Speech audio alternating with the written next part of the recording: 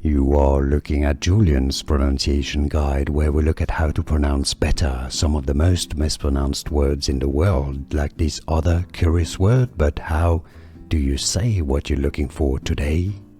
Let's learn once and for all how to pronounce this word, this name I should say, from Greek originally. If you want to learn more confusing names, stay tuned, I've got many more for you at the end of this video. Two different pronunciations in English, hence probably the confusion. Eiden, but it's also pronounced as Eiden too. How do you pronounce it yourself? Let us know in the comments and where you're from, so we have a better context. Eiden or Eiden? Here are more videos on how to pronounce more confusing words and names too many mispronounced. Like this video if you found it useful. I appreciate your support. I'll see you soon and thanks for watching.